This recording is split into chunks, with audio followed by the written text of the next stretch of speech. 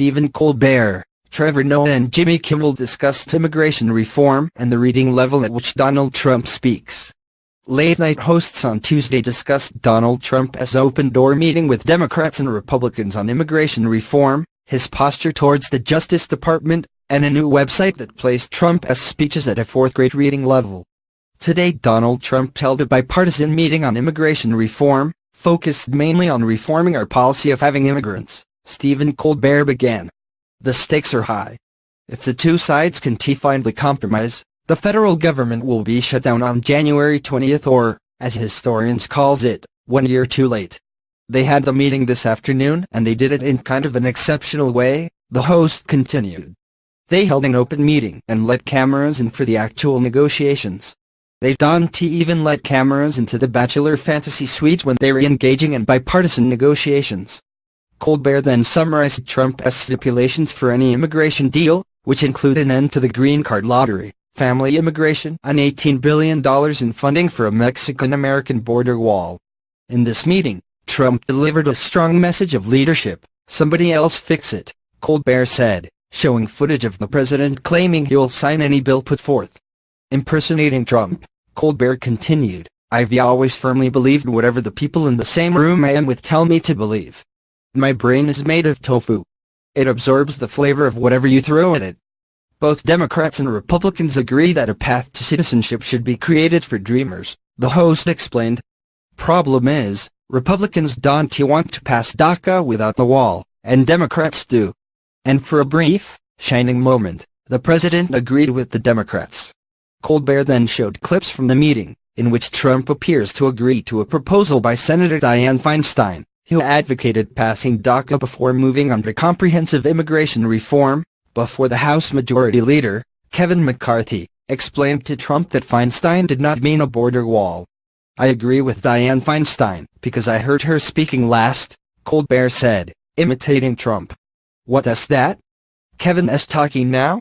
Okay, I agree with Kevin." Trevor Noah addressed Trump's recent comments about the Justice Department, which suggest he believes Attorney General Jeff Sessions is obliged to protect him from the Russia investigation. "I don't know if you've noticed, but in between his tweetings and cheeseburgers, Donald Trump has been saying some pretty dictator-y things," Noah began, noting a New York Times article in which Trump is reported to have said he has the absolute right to do what I want to do with the Justice Department. "That's a dangerous idea for the president to have," Noah continued. "The purpose of the Justice Department is to enforce the law of the United States according to what's fair, not according to what some guy wants." But thanks to recent reports, we're learning that Donald Trump don't quite see it the same way. In the Times report, Trump is reported to have been angry that Sessions recused himself from all matters concerning Robert Mueller's Russia investigation. Additionally, Trump praised former AG Eric Holder for having protected President Obama. "Donald Trump has one of the most twisted minds I've ever come across," the host said. "Not only does he think Eric Holder unethically protected Obama, he thinks it as the one good thing that Eric Holder did. In President Trump's mind, the Attorney General is his personal attorney. Instead of recusing himself from Russia, he wanted Jeff Sessions to basically be his pint-sized Johnny Cochran.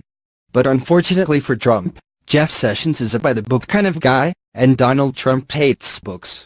Noah also noted that Trump reportedly asked advisers, "Where's my Roy Cohn?" invoking the disgraced lawyer, an assistant to Joe McCarthy, who named innocent citizens as communists, attacked his political enemies, and advocated fiercely for the execution of Julius and Ethel Rosenberg.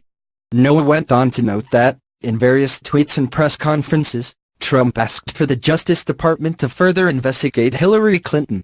Earlier this week, it was announced that they are taking a new look into the former Secretary of State's use of a private email server in office. "That should make you a little bit afraid," Noah concluded. "Because whether or not there are legitimate reasons to further investigate Clinton and her people, if the president can start criminal investigations into anyone he wants, that feels less like a democracy and more like a Trumpocracy." Jimmy Kimmel poked fun at Trump's claim to being a genius, noting a website that used software to show Trump speaks at a fourth-grade reading level. "You know how the president keeps telling us he is a genius?" Kimmel said. "Well, it turns out he isn't. There's a website called FactBase that did an analysis of the first 30,000 words spoken in office by every U.S. president since Herbert Hoover.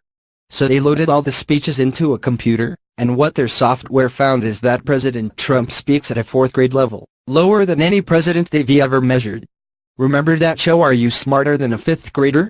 Yes, not. Kimmel joked, noting that Hoover spoke at an 11th grade level and Obama at a 9th grade level. Kimmel then referenced a letter sent to Trump by a 9-year-old and read aloud by Sarah Anders, and wrote a parody of the president's response. "Dear Pickle, my name is President Trump, but everybody calls me the greatest president," Kimmel began. "I am 71 years old and I like cheeseburgers. Have you ever been to a casino? Maybe when you visit you can give me your lunch money. I have to go be